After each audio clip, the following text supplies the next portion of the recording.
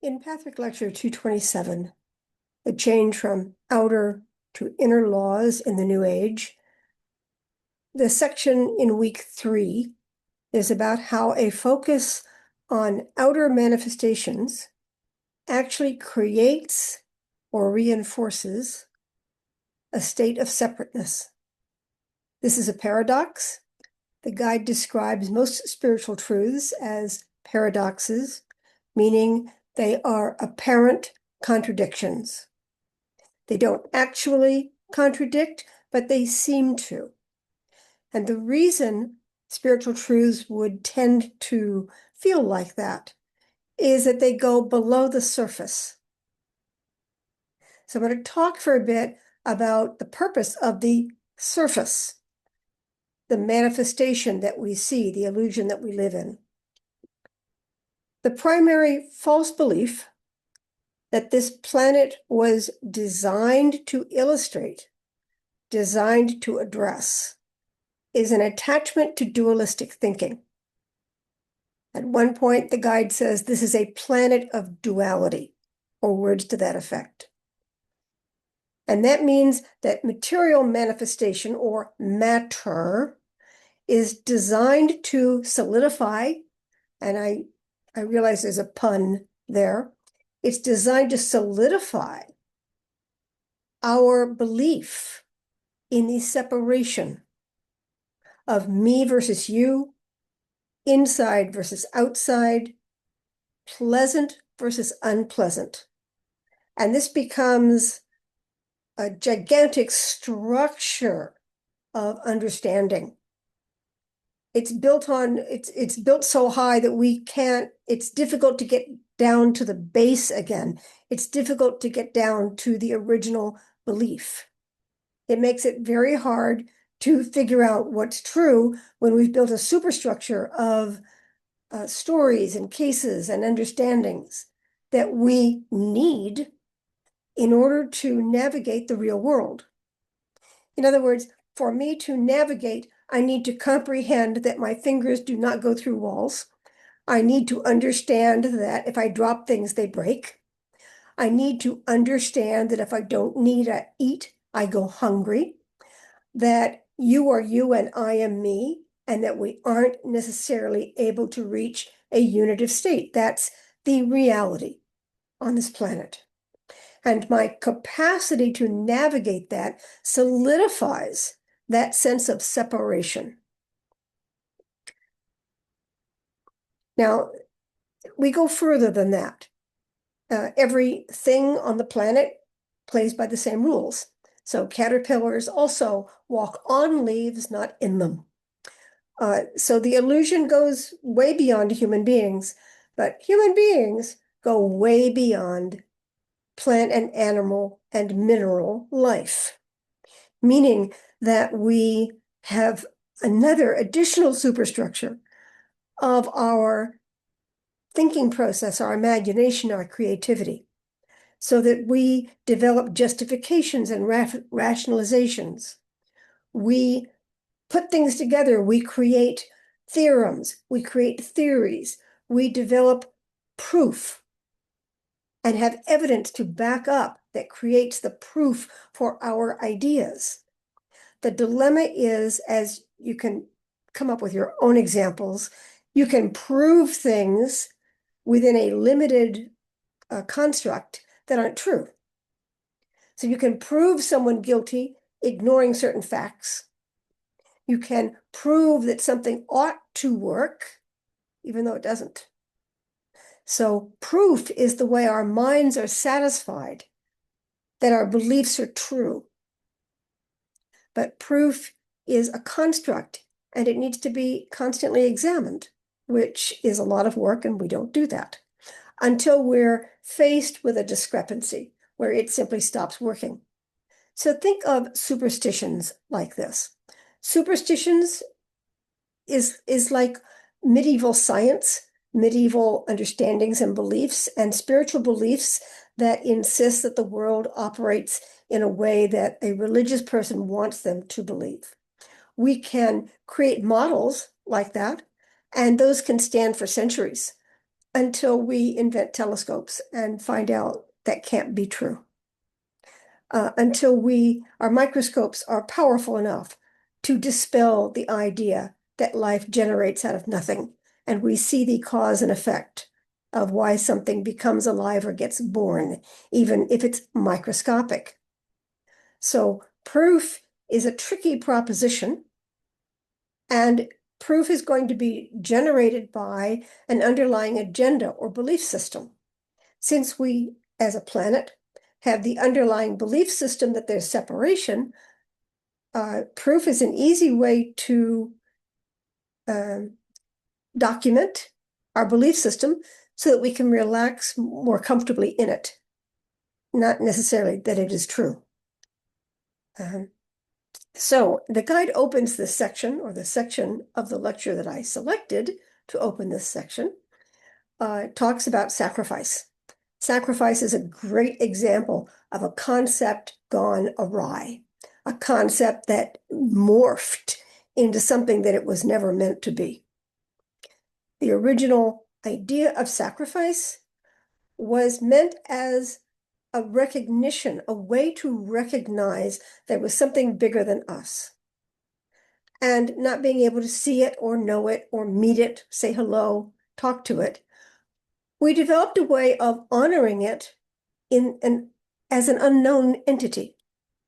And one of the ways you honor is you take a physical thing and transform it, because that was understood as transformation. You transform it from a thing to smoke. And it technically disappears, goes up in smoke. If you believe in the ether and that God and the universe, or the ruling powers of the universe, live in the ether, when you take the thing and you transform it into smoke and the smoke rises, you have in effect given something to that entity. Sacrifice was never meant to make your family go hungry. It was never meant to destroy your livelihood or make you less than. Sacrifice was tithing. It was taking a portion of what you had and using it to honor a power greater than you. A current custom in some religious households is, when baking bread, for instance, that you take a piece of the dough. Now, if you're baking bread, let's say you have a big pile of dough, you take a piece no bigger than your thumb and you throw it in the fire. It's a throwback to those days of sacrifice. It's not supposed to be huge, so the size of your thumb, size of your little finger.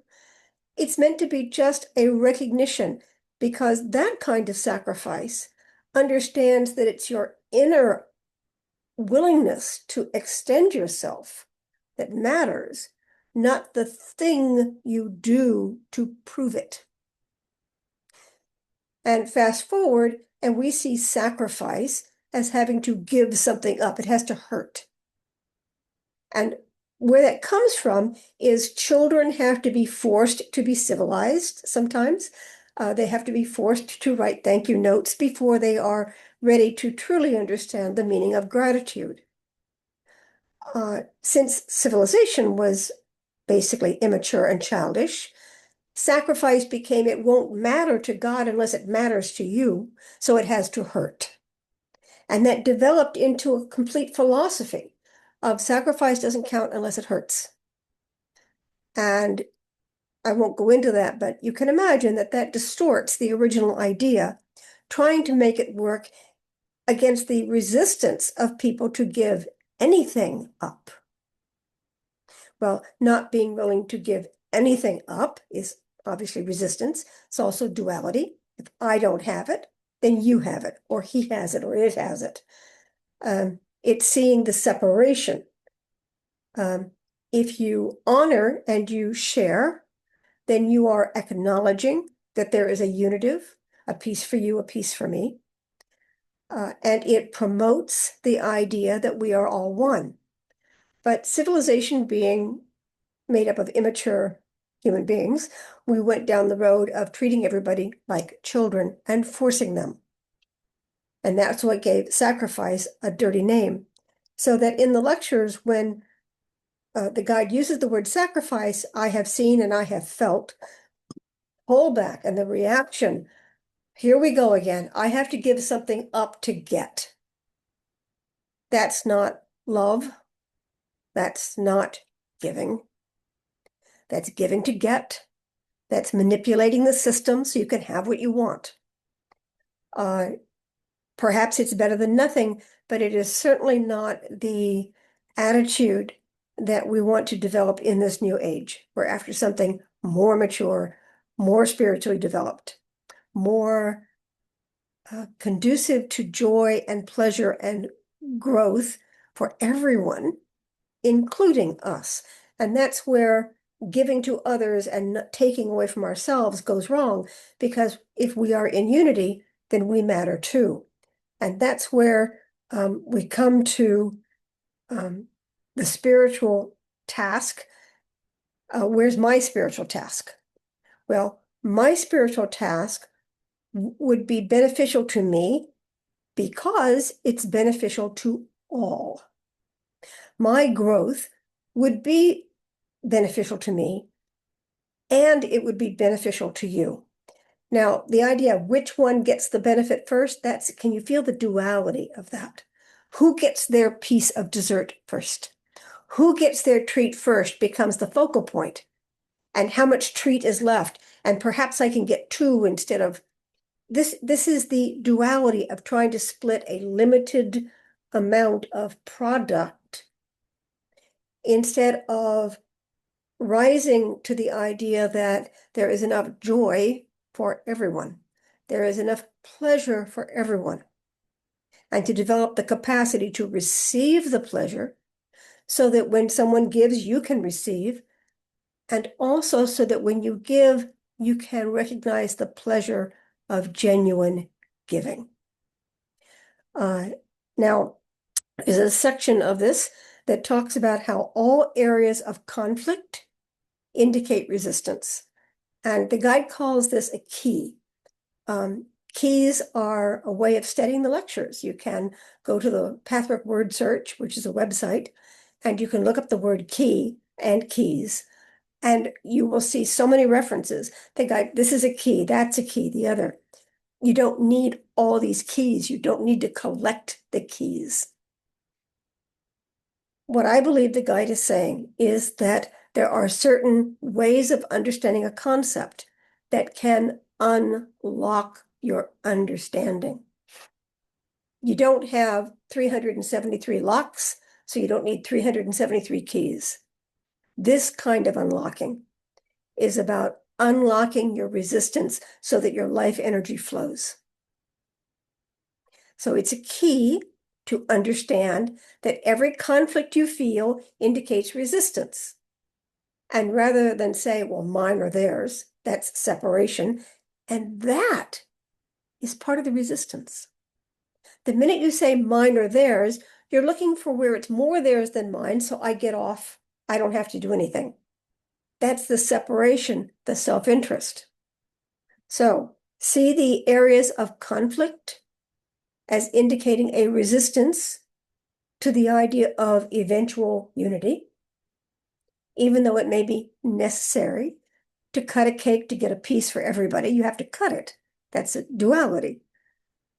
But when we take that idea of cutting the cake and we put that into giving of love, we have perverted the material reality and used it for an agenda where we want to get more than we give or give without obligation or reciprocation. And the last point that I want to bring up is that any desire for a solution represents wanting it solved, wanting it done, wanting to not worry about it anymore. It's a desire for end. In a joking way, see a desire for a solution as saying, I don't want to grow anymore, which is spiritual death. So instead of solution, We're looking for assistance. We're looking for help. We're looking for keys. We're looking for support. We're looking for additional information so that we can continue what is to be a lifelong process, not meaning in this lifetime, meaning in our spiritual life, which the majority of religions and philosophies tends to accept that is likely infinite. We only know about this one. But spirituality involves believing in something bigger than that, so that this only represents a slice of our life. So that desires for solutions, for instance, will manifest as wanting somebody else to take care of it for you. Then I'm done. When we were little, there was truth in that. Parents did have to take care of a great deal. Human infants are unique in their helplessness at birth. They'll die. But we carry that over all the way into middle age and old age in looking for the parent, looking for the solution, looking for the ultimate answer to who's going to take care of me. And this takes the focus off helping ourselves, becoming part of the mature adult superstructure of the world, where we help ourselves and therefore we help others. I always go to the airplane announcement that many people know, and that is put on your mask before you help others. The technical reason is that there's only 15 seconds of air left, so you're going to need to act fast or you'll go unconscious and therefore not be able to help the other. So you create a situation where you have the capacity to help others by sustaining your life, your needs to some minimum extent, and then you can help as many people as possible to also do the same. I'm analogizing that back to if you're looking for a solution, you're looking to be a child, you're looking for somebody else. And this may be the key to why autocracy on the planet is rearing its head again and becoming forceful. There's a place in all of us that really wants somebody else to take care of the business of living, wants someone else to handle the reins of government and all that messy stuff that we're not interested in. However, on the real planet, when we do that, that person takes it and doesn't necessarily give it back. And they don't take it for limited periods of time while we grow up in the interim. We tend to slough off, not grow, and they like the power. So this is how I'm weaving all this together with current events. It's a great lecture. Take a look, Pathwork Lecture 227, The Change from Outer to Inner Law in the New Age. And thanks for listening.